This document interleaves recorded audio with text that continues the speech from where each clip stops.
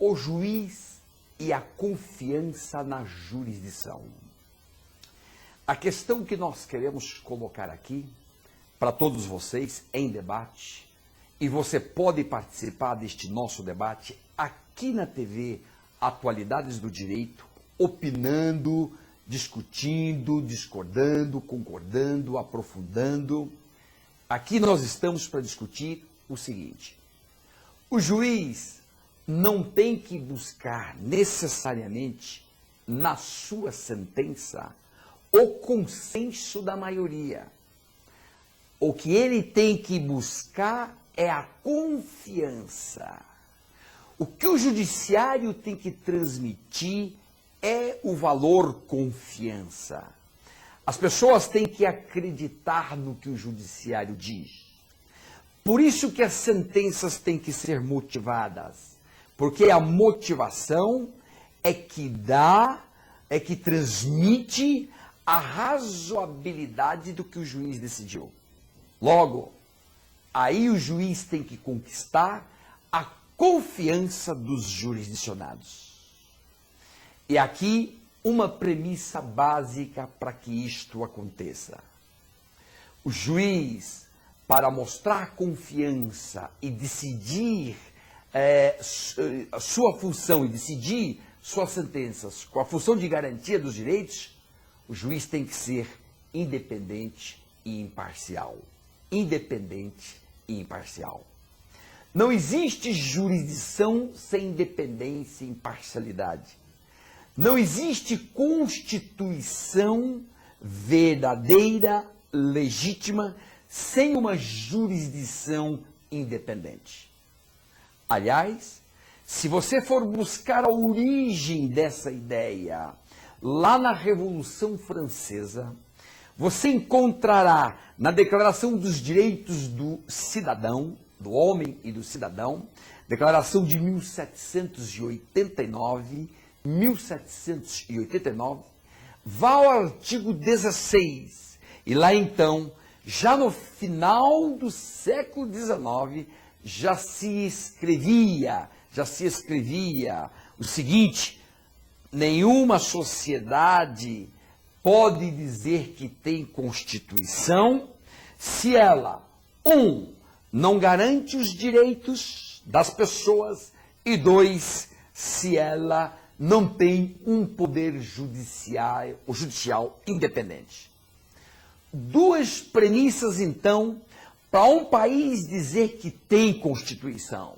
Duas premissas: que o juiz cumpra a função de garante dos direitos e das liberdades.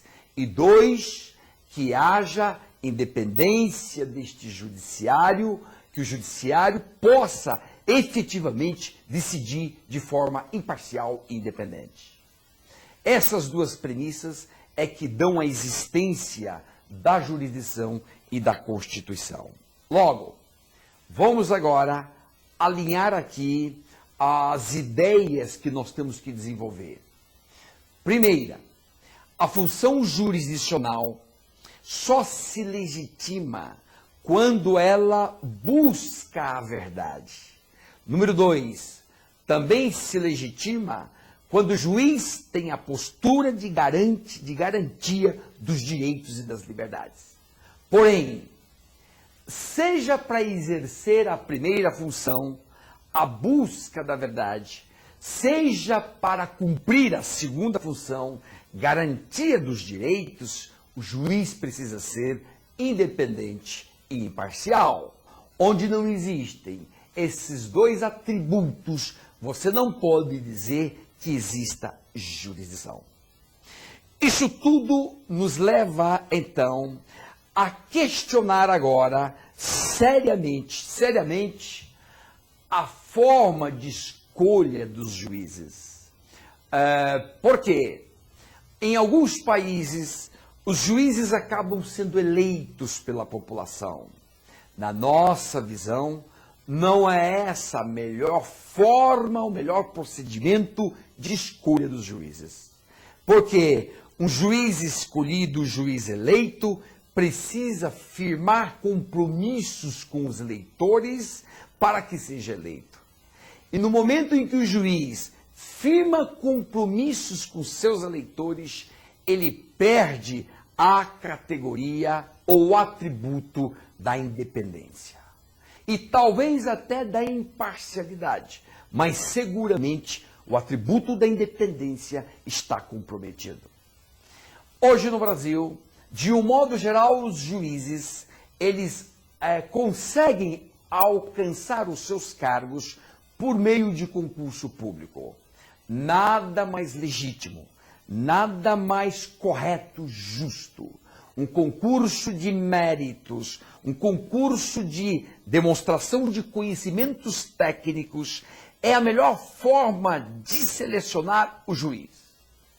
Porém, vários cargos do judiciário não seguem o procedimento do concurso, e sim o procedimento da indicação política.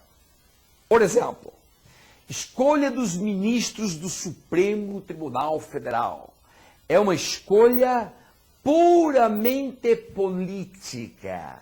Fica nas mãos do presidente da República e depois o nome é submetido ao Senado e com a aprovação do Senado, a nomeação do magistrado ou da magistrada para a Corte Suprema do nosso país. É verdade que o Supremo exerce funções com certa conotação política. Ele é um órgão técnico, jurídico, mas também tem uma boa dose de política por detrás das decisões do Supremo. Isso é verdade.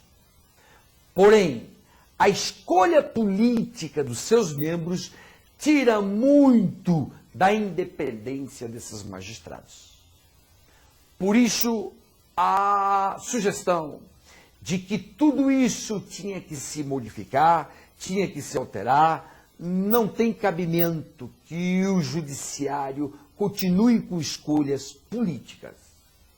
Porque isso significa pressupor uma jurisdição não totalmente independente. É evidente que o magistrado eleito, escolhido, pode atuar com independência. E, de um modo geral, eles procuram fazer isso. Mas também é evidente que, em muitos momentos, existe pressão política em cima do juiz. E esse juiz, escolhido por critérios políticos, nem sempre resiste a todas essas pressões. E assim, vamos então retomar nossa premissa básica. Juiz não tem que buscar consenso nas suas decisões. O que ele tem que buscar é a confiança. E para o juiz transmitir confiança, ele tem que ser independente e imparcial. Buscar a verdade dos fatos com imparcialidade e assegurar e garantir os direitos e as liberdades com independência. Porque muitas vezes este juiz vai ter que decidir contra a vontade das maiorias. Vai ter que proferir uma decisão de contrapoder. Se ele não é independente, como ele pode decidir contra a maioria? Essa é a questão. Essa é a questão. Outro tema fundamental na jurisdição, embora independente e imparcial, é saber os limites dessa jurisdição. O juiz não é legislador. Ele não pode extrapolar suas funções e desempenhar papel de legislador. Não pode. Não pode. Constitucionalmente, não pode. Daí, então, a necessidade de se distinguir a legislação, legislatio, distinguir a legislação da jurisdição, jurisdictio, jurisdição. Uma coisa é legislar, outra coisa é julgar. Mas se a legislação não é bem formulada, abre margem para uma jurisdição abusiva. Todas as vezes que o legislador não cumpre bem o seu papel, de legislar, está dando margem para o juiz extrapolar os seus limites e decidir algo que deveria ter sido decidido pelo legislador. Bom, o Supremo Tribunal Federal Brasileiro, por exemplo, tem decidido uma série de coisas que, a rigor, deveria ter sido disciplinada pelo Legislativo. Exemplo, união homoafetiva. A união homoafetiva deveria ter sido decidida pelos legisladores. Deveria estar na lei. Diante da ausência de lei, o que faz o Supremo? Vai o Supremo e disciplina do seu modo como a união homoafetiva pode produzir efeitos jurídicos no nosso país. Bem, esse é um exemplo. Mas há tantos outros. Um outro exemplo, que está na iminência de acontecer, dentro do Supremo Tribunal Federal, é o aborto anencefálico. O Supremo está na iminência de decidir se o aborto anencefálico constitui crime ou não constitui crime de aborto. Isso vai ser decidido por esses próximos dias ou meses pelo Supremo Tribunal Federal. A rigor, esse assunto deveria ter sido disciplinado pelo legislador, mas não havendo normas sobre o assunto, não resta outra saída ao juiz, ao Supremo, que não decidir essa matéria. Estes pontos e tantos outros vêm, nesse instante, gerando muitos conflitos, porque o Supremo, muitas vezes, acaba cumprindo o papel de verdadeiro legislador. Tudo isso em razão da deficiência legislativa no nosso país. Deficiência ou porque o legislador não legisla, ou porque o legislador legisla mal. Legisla de modo confuso. Quanto mais confusão na legislação, mais amplitude terá a jurisdição. Bem, a necessidade, então, é de o Poder Legislativo brasileiro assumir com consciência as suas funções, desempenhar bem o seu papel para limitar o máximo possível a função jurisdicional. Bem, e assim vamos transitando por estes caminhos todos, distinguindo jurisdição de legislação. Ao escopo da jurisdição não pode ser o escopo de buscar o consenso de maioria. Isso não é o objetivo da jurisdição, e sim buscar sempre buscar a confiança. E para buscar a confiança, de forma independente e imparcial, cabe então ao juiz e à jurisdição, na atualidade, atender algumas premissas. Vamos a elas. Primeira premissa. O juiz não pode ter nenhum interesse pessoal naquele conflito. Quando o juiz tem interesse pessoal no conflito, perde sua imparcialidade ou perde sua independência. Com certeza, perde a imparcialidade. Das 7 premissas que eu quero colocar, que legitima a função do juiz, a primeira é essa: ele não pode ter interesse na causa. Número 2, respeito às partes. O juiz tem que respeitar absolutamente firme as partes do processo. Não pode tratar as partes de maneira tendenciosa. Não pode. Tem que tratar todo mundo de forma respeitosa, inclusive os réus nos processos criminais. Na medida em que o juiz não atua dessa maneira respeitosa, ele vai perdendo a confiança que ele deveria transmitir aos jurisdicionados. Número 3, terceira exigência. Juiz não pode ser um juiz inimigo, inimigo do réu.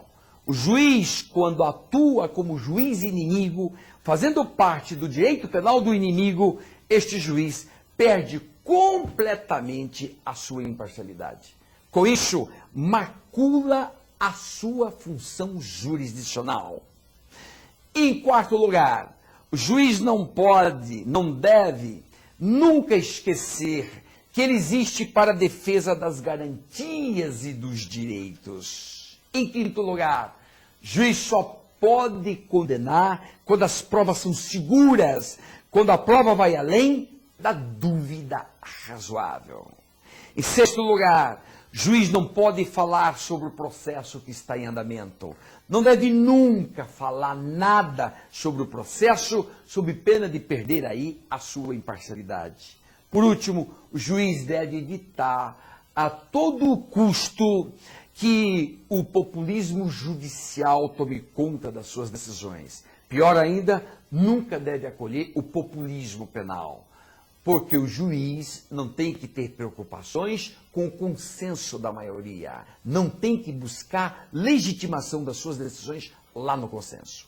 7 premissas, aí estão as premissas que legitimam a função jurisdicional independente e imparcial. Siga-nos, estamos aqui na TV Atualidades do Direito, aguardando também a sua participação. Manifeste, comente e se você for professor, venha para cá, faça o seu blog aqui conosco e estamos juntos. Avante!